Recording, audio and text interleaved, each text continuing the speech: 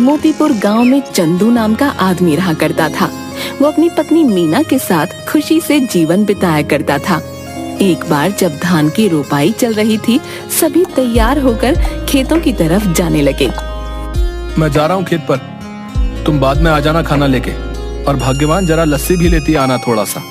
ठीक है, आप जाइए, मैं ले आऊंगी।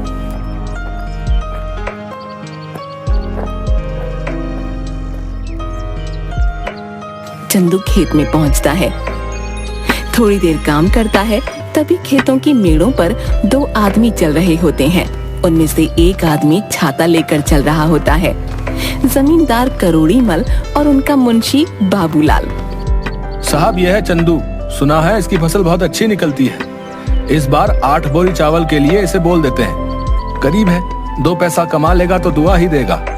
ठीक है बाबूलाल, जाके इसे बता दो। जी मालिक। अरे ओ चंदू, सुन तो। क्या बात है बाबूलाल भाई? जमींदार साहब तुझसे मिलना चाहते हैं। मुझसे मिलना चाहते हैं? क्यों? अरे वो तेरी फसल खरीदना चाहते हैं, जा जल्दी जा।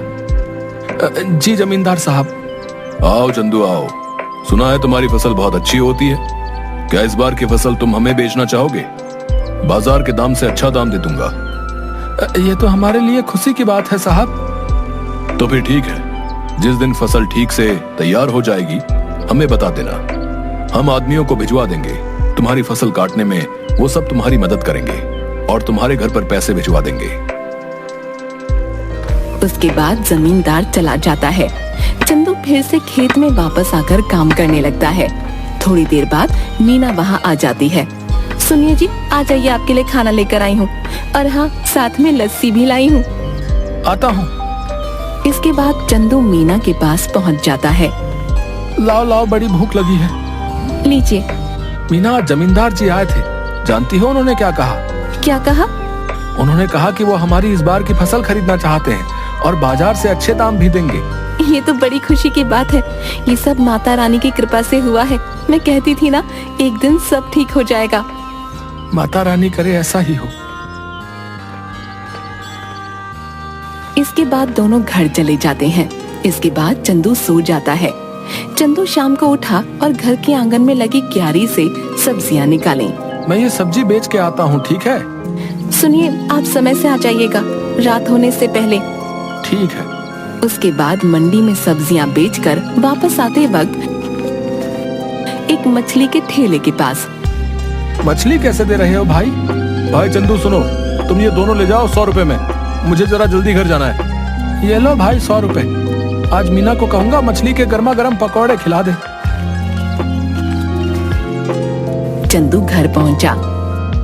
अरे ओ मीना, कहाँ हो? ये लो मछली।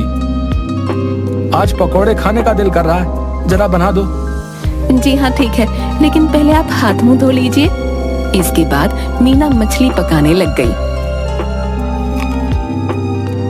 अरे वाह, तुम्हारा कोई जवाब नहीं। आहा, क्या पकौड़े बनाए हैं, वाह वाह वाह। इसी तरह कई महीने बीत गए। चंदू के खेतों में सोने की तरह चमकने वाली फसल तैयार हो गई। मीना, मैं खेत में जा रहा हूँ, जमींदार के आदमी पहुँचते ही होंगे। ठीक है। चंदू खेत में गया। चल चंदू, तैयार हो जा, बहुत काम करना बाकी है आज। जमींदार के आदमी वहाँ पहुँच गए। चलिए सब काम पर लग जाते हैं। सेठ ने कहा है जल्दी से सारा काम निपटाकर फसल चंदू के घर पहुंचा देना।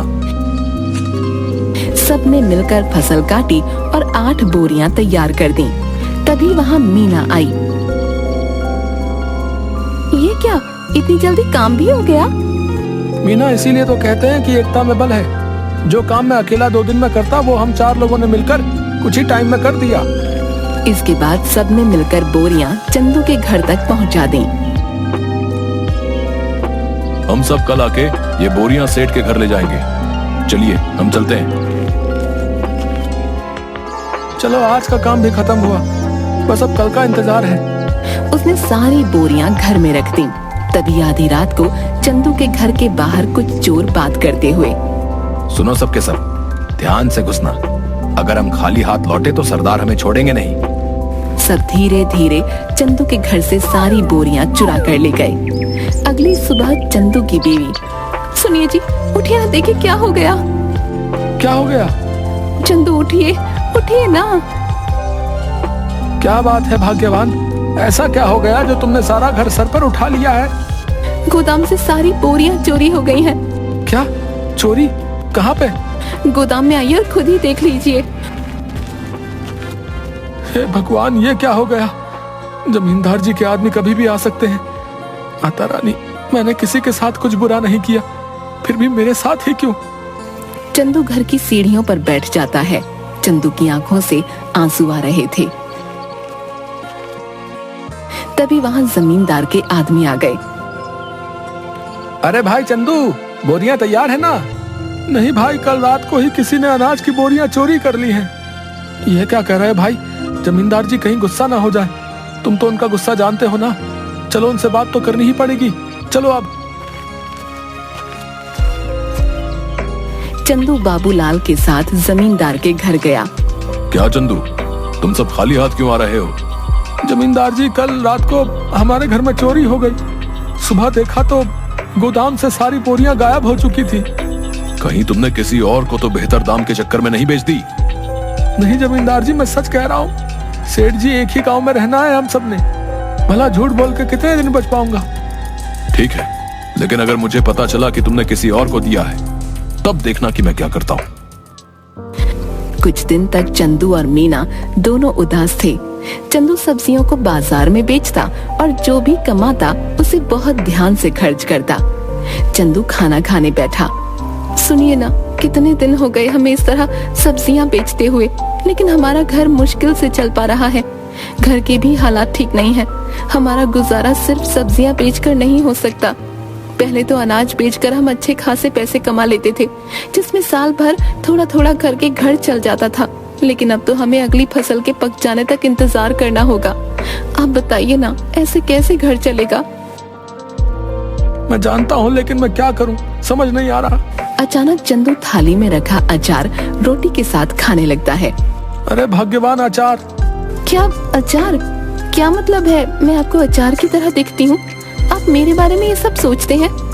नहीं भाग्यवान, मैं तो कह रहा था कि हमारी समस्या का समाधान है ये अचार। कैसे? मेरी बात सुनो ध्यान से। तुम अचार बनाना और मैं अचार लोगों के घर जाके बेचूंगा। पहले हम लोगों को अचार का स्वाद चखाएंगे, उन्हें पसंद आया तो वो खरीद लेंगे। अगर पसंद नहीं आया तो? अरे कैसे नहीं आएगा? मेरी मीना ने जो बनाया है, अंग्रेजी में क्या कहते हैं, फंटास्टिक अचार बनाती हो तुम। है आपने अंग्रेजी कब सीखी? तुम मुझे कम मत समझो। What are you doing? I am very well। देखा? आप तो बड़ी अच्छी अंग्रेजी बोल लेते हैं। दोनों हंसने लगते हैं। इसके बाद मीना अचार बनाने लगी और मीना ने अचार डिब्बों में पैक कर दिया और चंदू चल पड़ा साइकिल लेके। चंदू एक घर पर जाकर रुका। घर पे कोई है भाई? अरे चंदू भैया, आप यहाँ कैसे? ये क्या ले आए? अचार बेचने का काम शुरू किया है, इसीलिए घर घर जाके बेच रहा हूँ। अचार खरीदना चाहेंगी? जरूर, जरा चखाना तो भैया। औरत ने अचार चखा तो उसे बड़ा पसंद आया। भैया ऐसा करो, 1 किलो दे दो। कितना हुआ? 150 रुपए में। ठीक है भैया, अभी पैसे लेकर आती हूँ। चलता हूँ बहन। ऐसे करते करते चंदू दूसरे घर गया। रमेश भैया घर पे हो? अरे चंदू, तू कैसा है भाई? और कैसा चल रहा है सब? उस चोरी के बारे में सुनकर बहुत बुरा लगा यार जान के। जाने दो भाई, क्या कर सकते हैं। अच्छा ये बताओ, अचार खरीदते हो बाहर से? हाँ, क्यों? मैंने अचार बनाना शुरू किया है। क्या बात है, जरा चखाओ तो। चंदू ने उसे थोड़ा सा चखने को दिया। अरे वाह, किसने बनाया? मीना ने। भाभी को कहना बहुत अच्छा अचार बनाती हैं, बड़ा ही कमाल का। बताओ भाई, खरीदोगे? हाँ भाई, क्यों नहीं, दूसरों से भी तो खरीदता ही हूँ, इससे अच्छा तुमसे ना खरीद लूं। ये बताओ कितने में बेच रहे हो? 150 रुपए किलो। ठीक है भाई, 2 किलो दे दो। चंदू ने पैक करके दे दिया। धीरे धीरे उसका सारा अचार बिक गया। चंदू घर पहुंचा। मीना, आप आ गए? कैसा गया आज का दिन? किसी ने खरीदा कुछ अचार? कुछ तो नहीं खरीदा किसी ने। मैंने कहा था ना, मेरा अचार इतना भी खास नहीं है। आपका विचार ही गलत था इसे बेचने का। पूरी बात तो सुन लो। लोगों ने कुछ नहीं, सब कुछ खरीद लिया। देखो जाकर टोकरी में। मीना टोकरी के पास गई। उसने देखा कि टोकरी तो खाली है, यानी कि सारा का सारा अचार बिक गया। मीना बहुत खुश हुई। अब बस तुम ऐसे ही बनाते रहो और मैं घर घर जाकर बेचता रहूंगा। मैं कहती हूँ ना, आप ऐसा करिए, पास के गांव में भी बेचना शुरू करिए। क्या पता वहाँ के लोगों को थोड़ा बहुत पसंद आ जाए। अब हम जितनी जगह जाकर बेचेंगे उतना ही तो हमारा फायदा होगा ना। कल से आप थोड़ा और अधिक अचार लेकर जाना और दूर दूर के गांव तक भी जाना। ठीक कहा तुमने, मैं ऐसा ही करूंगा। कल से तुम ज्यादा से ज्यादा अचार बनाना शुरू करना। आप एक हफ्ते रुक जाइए। एक हफ्ते में बहुत सारा अचार बनाकर तैयार कर दूंगी। उसके बाद आप बेचना शुरू कर देना, क्योंकि अचार पकने में भी तो समय लगता है ना। ठीक है, तब तक मैं सब्जियां बेच दिया करूंगा। इससे हमारा घर भी चलेगा और हमें नुकसान भी नहीं होगा। इसके बाद मीना अचार बनाना शुरू कर देती है और कुछ दिनों तक चंदू बाजार में सब्जियां बेचता है। कुछ दिनों में अचार तैयार हो जाता है और चंदू भी बेचना शुरू कर देता है। इस बार चंदू दूर के गांव में जाता है और अचार बेचना शुरू कर देता है। अब धीरे धीरे करके मीना का बनाया हुआ अचार सभी जगह लोकप्रिय हो जाता है। इसके बाद चंदू एक दुकान भी खोल लेता है। अब जो भी ग्राहक आता उसकी दुकान पर ही जाता। एक दिन वहाँ से गुजरते हुए जमींदार जी की नजर चंदू की दुकान पर पड़ी। क्या बात है चंदू, तुम्हारी तो दुकान चल पड़ी। जरा अचार तो चखाना। सुना है तुम्हारी दुकान का अचार सभी को बहुत पसंद आ रहा है। ये तो सबका प्यार है जमींदार साहब। ये लीजिए, आप इसे चख लीजिए।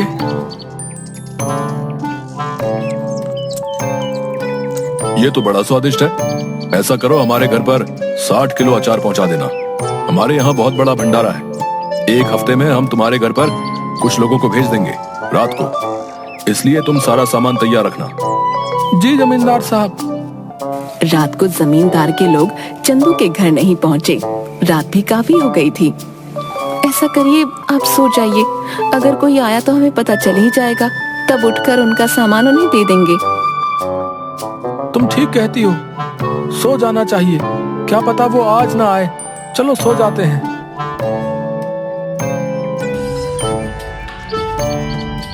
अगले दिन जब चंदू और मीना उठे तो घर में फिर से चोरी हो चुकी थी। इस बार चोरी अचार की हुई थी। सुनिए, घर में फिर से चोरी हो गई है। किसी ने इस बार हमारा रखा हुआ अचार चुरा लिया। चंदू उठा और जाकर अचार जहाँ रखा था वहाँ देखने लगा। मैं जमींदार साहब को बता कर आता हूँ। उन्हें कहीं और से पता चलेगा तो कहीं वो गुस्सा ना हो जाए। ठीक है, आप संभाल लेना सब कुछ इस बार।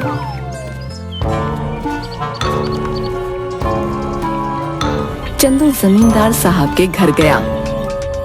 जमींदार साहब, इस बार फिर से आपके लिए जो हमने अचार तैयार किया था वो चोरी हो गया। ये हमेशा मेरे साथ ही क्यों हो रहा है? मैं तुमसे कुछ भी मंगाता हूँ और वो तुम्हारे घर में चोरी हो जाता है। मुझे लगता है तुम मुझे अपना सामान बेचना ही नहीं चाहते। ठीक है, मैं भी नहीं खरीदूंगा आज के बाद तुम्हारा कोई सामान। जाओ। ऐसी बात नहीं है जमींदार साहब, अब खुद ही सोचिए, मैं आपसे दुश्मनी क्यों मोल लूंगा। आप चिंता मत करिए, मैं आपके लिए दोबारा से 60 किलो का अचार तैयार करता हूँ। ठीक है, अगर इस बार कुछ हुआ तब देख लेना। चंदू अपने घर गया और सोचने लगा कि अब इस चोर को कैसे रोके। इस बार चंदू ने बहुत सारे मटकों को एक जगह पर रखा और चला गया। अचानक आधी रात को आवाज आई। सारे के सारे चोर दर्द से चिल्ला रहे थे। अब जैसे ही चंदू उस कमरे में गया जहाँ पर अचार रखा हुआ था, तो वहाँ देखा सारे के सारे चोर जमीन में लेटकर चिल्ला रहे थे और अपनी आंखें मल रहे थे।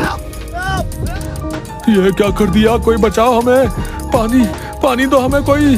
अरे हमारी आंखें जल रही हैं। अब आया ना मजा? मेरे घर में जैसे तुम्हें आदत ही पड़ गई है चोरी करने की। क्या मजा आता है तुम्हें ये करके? है इतना दिमाग चोरी में लगाते हो, कुछ और कर लेते ना, अभी तो चैन से अपनी जिंदगी बिता रहे होते। पर नहीं, तुम्हें तो चोरी ही करनी है। लो करो अब चलो बताओ, क्यों कर रहे थे चोरी? ये सब हम अपनी मर्जी से नहीं कर रहे थे, हमें सब करने के लिए बाबूलाल ने कहा था। क्या बाबूलाल? भला उसे क्या जरूरत पड़ गई? ये तो मुझे नहीं पता, आप हमें माफ कर दीजिए, अब पुलिस को मत बुलाना बस। ठीक है, नहीं बुलाऊंगा, पर मेरी एक शर्त है, अगर गांव में तुमने दोबारा कभी चोरी की तो मैं बाबूलाल की मदद लेकर तुम्हें पुलिस के हवाले कर दूंगा। ऐसी नौबत नहीं आएगी चंदू भाई, हमें माफ कर दो। इसके बाद चोर चले गए। अगले दिन चंदू जमींदार साहब के घर गया।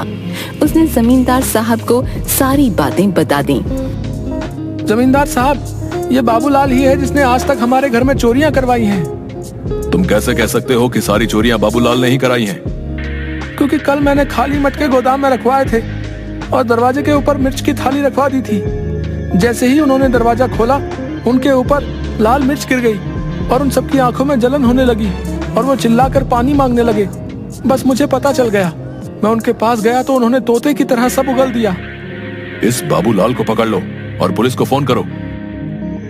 तभी सेठ के आदमी बाबूलाल को पकड़ कर लाते हैं। मुझे माफ कर दीजिए जमींदार साहब, कुछ कीजिए, भला मैं इतने सालों से आपके यहाँ काम पे हूँ, कुछ रहम करिए। मुझसे क्या माफी मांग रहे हो? गलत तो तुमने चंदू के साथ किया है, उससे माफी मांगो जाओ। मुझे माफ कर दो चंदू, मैं आज के बाद कभी ये सब नहीं करूंगा। लालच में मुझसे बहुत बड़ी गलती हो गई। गलती तो तुमसे हुई है, लेकिन तुम्हें छोड़ देना मेरे बस में नहीं। आज तुम्हें छोड़ दूंगा तो कल कोई और चोरी कर लेगा। उनके पास एक सबक जाना चाहिए कि जैसा करोगे वैसा भरोगे, इसलिए मुझसे किसी चीज की उम्मीद मत रखो। तभी तो पुलिस वाले आकर बाबूलाल को गिरफ्तार करके ले जाते हैं। भाइयों, अचार ले आओ। बहुत सारे आदमी अचार के भरे मटके ले आए। ये लीजिए जमींदार साहब, इस बार आपके घर में हमारा सामान आखिरकार पहुंच ही गया। ये लो तुम्हारे पैसे चंदू। तुम सच में ईमानदार और मेहनती किसान हो, हमें तुम पर नाज है। आपका बहुत शुक्रिया सेठ जी, चलिए अब मैं चलता हूँ। इसके बाद चंदू अपने घर लौट गया और इसके बाद से चंदू के घर में कभी कोई चोरी नहीं हुई और चंदू का काम बहुत अच्छे से चलने लगा।